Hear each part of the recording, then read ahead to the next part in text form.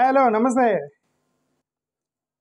ప్రకాష్ రాజ్ గారు, పవన్ కళ్యాణ్ గారి మధ్య జరుగుతున్నటువంటి మాటల యుద్ధంలో నేను ప్రతిసారి పవన్ కళ్యాణ్ గారి గురించి మాట్లాడతాను. నేను ఈరోజు ప్రకాష్ రాజ్ గారి గురించి మాట్లాడుతున్నా.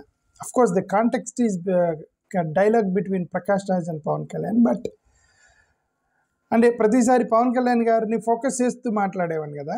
ఈసారి ప్రకాష్ రాజ్ గారి మాటల్లో ఉన్నటువంటి అర్థాలు పరమార్థాలని ఫోకస్ చేస్తూ నేను ఈ వీడియో మాట్లాడుతున్నాను. మీరు అయిపోయేంత వరకు చూడండి. ఓకే, ప్రకాష్ రాజ్ గారు ఐడియాలజికల్గా మీ అందరికి తెలిసి ఉండొచ్చు. ఇప్పుడు ఆయన చాలా మాట్లాడారు. Okay, ideologically he's a secular and progressive stands అయింది. Okay, secular and progressive stands అంటే మతాల గురించి మాట్లాడకూడదు, సెక్యులర్గా ఉండాలి, దేశ అభివృద్ధి ముఖ్యము, ఇవన్నీ మతాలు కులాలు ఇవన్నీ వేస్ట్ అని చాలా బ్యూటిఫుల్గా మాట్లాడుతూ ఉంటాడు. నేను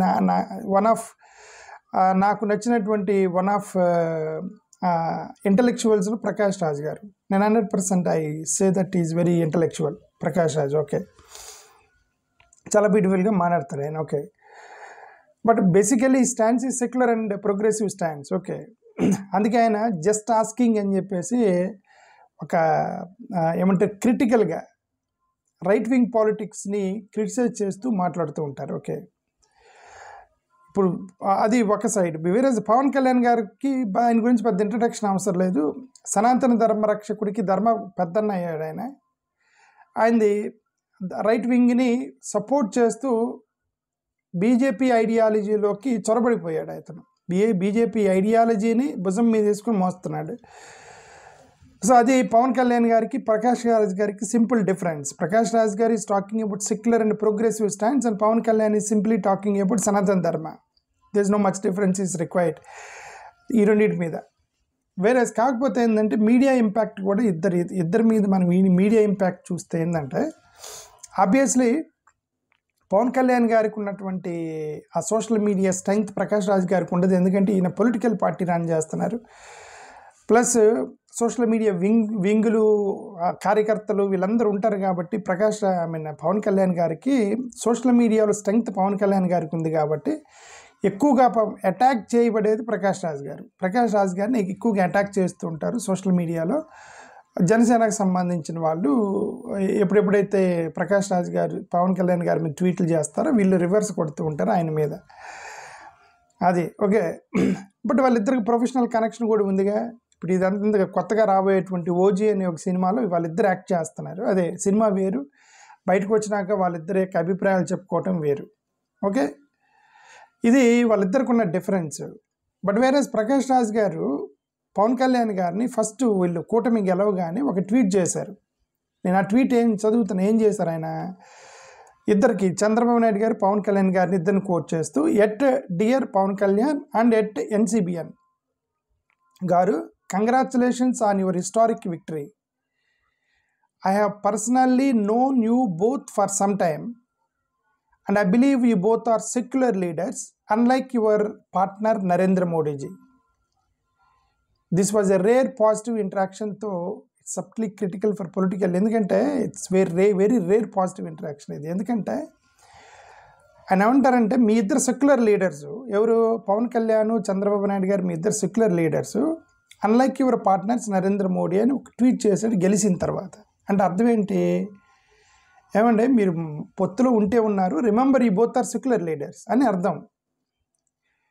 ఓకే, కానీ లేటర్ డేస్లో ప్రకాష్ రాజ్ గారు ఏదైతే తను సెక్యులర్గా ఉండాలని వీళ్ళిద్దరు కోరుకున్నాడో అది డిసప్పాయింట్ అయిపోయింటాడు. ఎవరైనా డిసప్పాయింట్ అవుతారు కదా. ఇప్పుడు నేను కూడా కోరుకున్నాను అనుకున్నా, పర్లేదులేండి చంద్రబాబు నాయుడు గారు బీజేపీతో ఉంటే ఏమైంది, అది సెక్యులర్ లీడర్ అయినా అని నేను కూడా చాలాసార్లు అనుకున్నా. But when the later incidents కొన్ని చూసిన తర్వాత వీళ్ళు చాలా కాంప్రమైజ్ అవుతారు. ఇప్పుడు ఊరికే అండి చాలా పొలిటికల్ పార్టీలు వాళ్ళు ఏం కన్విన్స్ చేయడానికి ట్రై చేస్తారంటే, మేము ఉన్నాం కదా, మేము చూసుకుంటాము, మీకేం భయం లేదు, మోడీ గారితో ఉంటే ఏమైంది, మేము సెక్యులర్ కదా అని చెప్పేసి కన్విన్స్ చేయడానికి కొన్ని పార్టీలు ప్రయత్నం చేశాయి. ఓకే, చంద్రబాబు నాయుడు గారు కూడా ప్రయత్నం చేశారు. బట్ అల్టిమేట్లీ ఏంటంటే ఇప్పుడు అంతా నేషనలైజ్డ్ పాలిటిక్స్ జరుగుతుంది. One nation one election, one nation one దేశం, one nation one language, one nation అనే నేషనలైజ్డ్ పొలిటికల్ సినారియోలో ఇక్కడ నేను చూసుకుంటాను, అక్కడ మీరు భయం అనేది కుదరదు. ఎందుకంటే నేషనల్ వైడ్ పాలిటిక్స్ని, అంటే ఈ యొక్క ఫెడరల్ సిస్టాన్ని తీసేసి నేషనల్ వైజ్డ్ ఒకే దేశము యూనిటీ అని గురించి ప్రమోట్ చేస్తుందే మీరు ప్రమోట్ చేస్తున్నప్పుడు ఇప్పుడు ఫెడరల్కి వాల్యూ లేనప్పుడు ఇక మీ పార్టీలు వచ్చి రీజనల్ పార్టీలు వచ్చి మేము చూసుకుంటామని అంటే there is no meaning in that. మీరు ఎప్పుడు మిమ్మల్ని ఎప్పుడు నమ్ముతారు? పర్లేదు అంటే నేషనల్ సెంట్రల్ యొక్క అధిమాయిషి అనేది రాష్ట్రాల మీద లేదు, ఇక్కడ లోకల్గా మనోడు ఉంటే పర్లేదు, పైన ఎవరు ఉంటే మనకి అనిపించుకోవచ్చు. బట్ ఇప్పుడు scenario is different right. The nationalised scenario చేసింది భారతీయ జనతా పార్టీ. ఇప్పుడు ఈ టైంలో మీరు వచ్చి మేము చూసుకుంటాం, ఇక్కడ మేము వాళ్ళతో ఉంటే మీకేమైంది, మేము చూసుకుంటాం కదా అనేది అదంతా కుదరని మాట పనులు ఇవన్నీ. నేను ఈ పవన్ కళ్యాణ్ గారు చంద్రబాబు నాయుడు గారు it proved wrong both of them.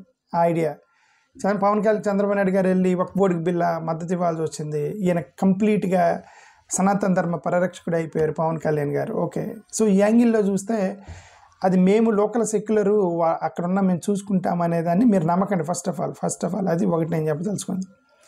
సరే, ఇంక రెండోది కొన్ని ఇంట్రాక్షన్స్ జరిగాయి ప్రకాష్ రాజ్ గారికి పవన్ కళ్యాణ్ గారికి. వీళ్ళిద్దరి మధ్య ఏం ఇంట్రాక్షన్ జరిగాయి? ప్రకాష్ రాజ్ గారు మొదటి నుంచి కూడా పవన్ కళ్యాణ్ గారి యాక్షన్స్ని కొన్ని క్రిటిక్ చేస్తున్నారు. ఒక పాయింట్లో ఆయన క్రిటిక్ చేశారు, ఇది తిరుపతి లడ్డీ ప్రసాదానికి సంబంధించి ఒక ట్వీట్ చేశారు ప్రకాష్ రాజ్ గారు. ఎందుకు ట్వీట్ చేశారు?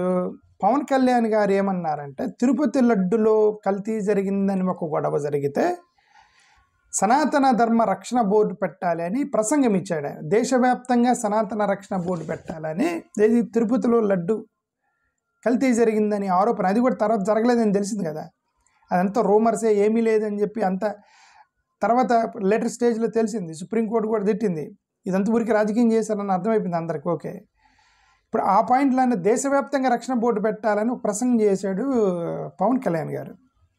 దానికి కౌంటర్ ఇస్తూ ప్రకాష్ రాజ్ గారు ఏమన్నారు, ఆ ట్వీట్లో ఏమని రాశారు? నేను చదువుతున్నది, dear Pawan Kalyan, it has happened in your state where you are DCM. Please investigate, find out the culprits, take strict action. Because నీ గవర్నమెంట్ నీ స్టేట్లో ఒక చిన్న స్టేట్లో ఒక గుడిలో జరిగింది, ఒక చిన్న స్టేట్లో ఒక గుడిలో జరిగిందని నువ్వు అనుకున్నప్పుడు నువ్వు ఇన్వెస్టిగేషన్ చేసి నువ్వు దొంగలను పట్టుకో. Why are spreading apprehensions and blowing up the issue nationally? దాన్ని నేషనల్ వ్యాప్తంగా ఎందుకు పెద్దది చేస్తున్నావు? We have enough communal tensions in the country అని పోస్ట్ చేశాడు. అది అతని ఉద్దేశం ఏంటి, ఇప్పటికే మాకు దేశవ్యాప్తంగా మత గొడవలు ఎక్కువైపోతే మళ్ళీ నువ్వు ఒక చిన్న లడ్డు విషయం తీసుకొని దేశవ్యాప్తంగా ఏదో మత గొడవలు సృష్టించడానికి నువ్వు ట్రై చేస్తున్నావు, అది కరెక్ట్ కాదు కదా అని చెప్పి ఈ పాయింట్లో ప్రకాష్ రాజ్ ఇస్ కరెక్ట్. ఇప్పుడు నీ స్టేట్లో ఒక చాలా గుడుల్లో చాలా ప్రసాదాలు పెడుతున్నారు, ప్రతి గుడిలో ఎక్కడో ఒకసాట కల్తీ జరిగినప్పుడు వాళ్ళు దాన్ని రెక్టిఫై చేసుకుంటున్నారు. నువ్వు ఆంధ్రప్రదేశ్లో జరిగిన తిరుపతి లడ్డీని దేశవ్యాప్తంగా తీసుకెళ్ళడానికి సనాతన బోర్డు అది ఇది అని చెప్పేది నువ్వు దేశవ్యాప్తంగా మత గొడవలు లేపుతున్నావు అని ప్రకాష్ రాజ్ చెప్పింది అది.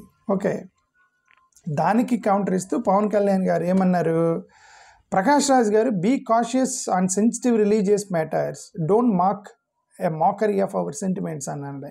ఎవరు? పవన్ కళ్యాణ్. ఆయన అందంటే ఇదిగోండి ఒక చిన్న ఇష్యూ, సరే సెంటిమెంటేనండి, strong issue, sentimental issue, but it is your state problem. నీ స్టేట్ తిరుపతి గుడిలో జరిగింది, అది నీది గవర్నమెంట్, నువ్వు రెక్టిఫై చేసి నువ్వు ఇన్వెస్టిగేట్ చేసి నువ్వు దాన్ని బయటికి తీసుకెళ్లకుండా నువ్వు జాగ్రత్తగా, it is matter of the state. Tirupati అనేటువంటి ఒక గుడి యొక్క it is matter of dignity and reputation of the temple, right? మీరు దాన్ని కేవలం ఎందుకు పెద్దది చేశారో తెలియదు. అంటే మేము ఇదిగో ఎన్డీఏ గెలిచింది, మేమందరూ ధర్మరక్షకులమి, ప్రీవియస్ గవర్నమెంట్ జగన్మోహన్ రెడ్డి టెంపుల్స్ని నాశనం చేశాడని చెప్పడానికి ఒక ప్రయత్నం జరిగింది అప్పుడు, అంతే జరిగింది. ఆ ప్రయత్నంలో మీరు దాన్ని నేషనల్ ఇష్యూ చేశారు, అంటే తిరుపతి పరువు తీశారు దేశవ్యాప్తంగా, జరిగింది అదే కదా. దానికే ఈయనేమన్నాడు ప్రకాష్ రాజ్ గారు, ఎందుకు నేషనల్ వ్యాప్తంగా చేస్తావు దాన్ని, అది నీ స్టేట్ ఇష్యూ నువ్వు చూసుకో అన్నాడు. దానికి మా రిలీజియన్ని సెంటిమెంట్, రిలీజియన్ ఎవరన్నారు? రిలీజియస్ కాన్ఫ్లిక్ట్ని దేశవ్యాప్తంగా తీసుకెళ్ళటాన్ని ఆయనకు తప్పుపట్టాడు. రిలీజియన్ తప్పట్లేదు కదా ప్రకాష్ రాజ్ గారు. అది నేను అందుకేమన్నా అంటే ప్రకాష్ రాజ్ని అర్థం చేసుకోవాలంటే ఇంటెలిజెన్స్ ఉండాలి, ఆయన అర్థం చేసుకోవాలంటే. అది ఇంటెలిజెన్స్ లేదు కాబట్టి వీళ్ళు చాలామంది ట్రోలింగ్ చేస్తున్నారు ఆయన్ని. ఇంకొకటి ఏమన్నారు ప్రకాష్ రాజ్ గారు ఏమన్నారు, ఈ కంటిన్యూస్గా ఈ యొక్క క్రిప్టిక్ ట్వీట్స్ చేస్తూ ఉన్నాడు ఆయన పవన్ కళ్యాణ్ గారి మీద. ఏమని ట్వీట్ చేశారు ఒకసారి, ఎప్పుడు అంటే ప్రతిసారి నువ్వు సనాతన ధర్మం గురించి మాట్లాడుతున్నావు, a new devotee has many పంగనామాస్, అంటే కొత్త భక్తుడికి పంగనామాలు ఎక్కువ కదా అని, ఇజంట్ ఇట్ అన్నాడు. A new devotee has many పంగనామాస్, isn't it enough, look at the things to be done for the people, what has happened has happened, just asking, suggesting Pavan was focusing too much on religious issues over public welfare. సనాతన ధర్మ రక్షణలో మీరు ఉండండి, సమాజ రక్షణలో మేము ఉంటాము, just asking అని ఒక పోస్ట్ చేశాడు ఆయన. ఇక్కడ కూడా చాలా చాలా బ్యూటిఫుల్గా రాశాడు. అయితే ఏమన్నాడు, ఇదిగో నువ్వు కొత్తగా సనాతన ధర్మాన్ని ఎత్తుకున్నావు కాబట్టి చించుకొని మాట్లాడుతున్నావు. అమిత్ షా గారి కంటే అతిపెద్ద సనాతన ధర్మ రక్షకుడు ఏం కాదు కదా, ఆర్ఎస్ఎస్ కంటే పెద్ద సనాతన ధర్మ రక్షకుడు ఏం కాదు కదా ఈయన, మోడీ గారి కంటే సనాతన ధర్మ రక్షకుడు ఏం కాదు కదా.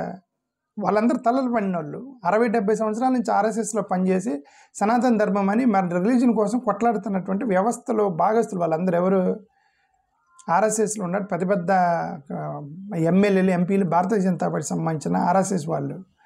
ఈయన మొన్న జాయిన్ అయ్యి నేను సనాతన ధర్మ రక్షకుడు, నేను బట్టలు చింపుకోవడం అనవసరం, స్లోగా వెళ్ళండి అని. అందుకే నేనంటే కొత్త భక్తుడికి పంగనామాలు ఎక్కువ అని నేను పోస్ట్ చేశాడు. నువ్వు లేచిన దగ్గర నుంచి మతం గురించి మాట్లాడుతున్నావు, ప్రజల గురించి మాట్లాడి నేను పోస్ట్ చేశాడండి ఆయన.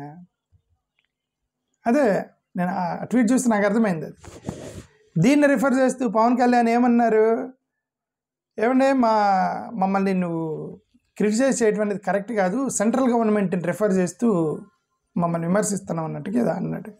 ఏది తమిళ్ ఛానల్లో కూర్చొని. ఇంకొకటి ఇప్పుడు కొత్తగా వచ్చింది ఏంటి, హిందీ లాంగ్వేజ్ మీద డిబేట్.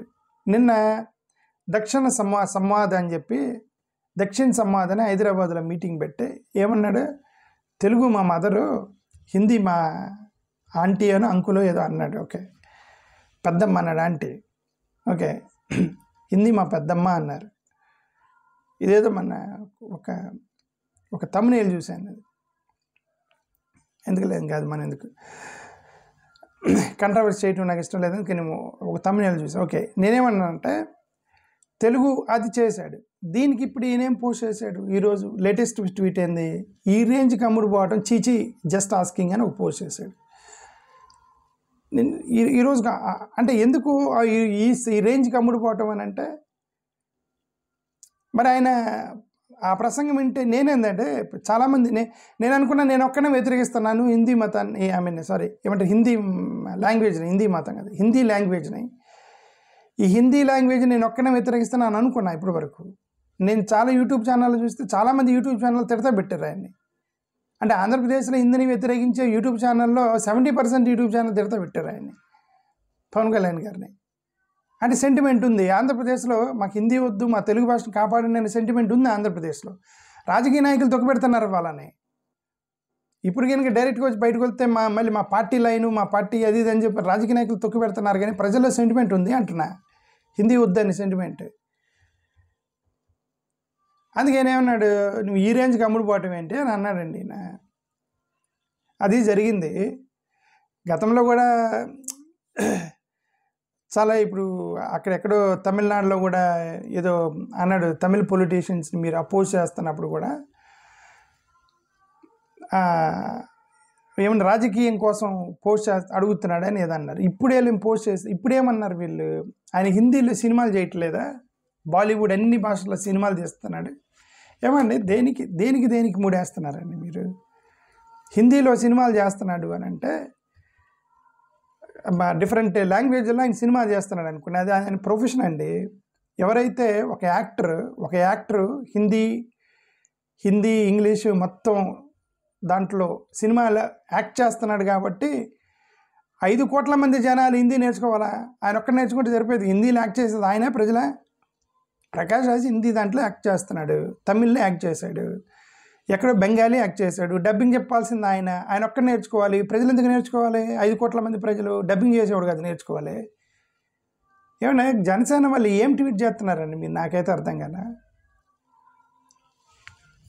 ఏమని మీకు వాళ్ళకి వదిలేస్తున్నది. ఓకే, థ్యాంక్ యూ, నమస్కారం. అంటే ప్రకాష్ రాజ్ గారి ఐడియాలజీలో తప్పు లేదని నేను చెప్పడానికి ఈ వీడియో పెడుతున్నాను. థ్యాంక్ యూ, నమస్కారం.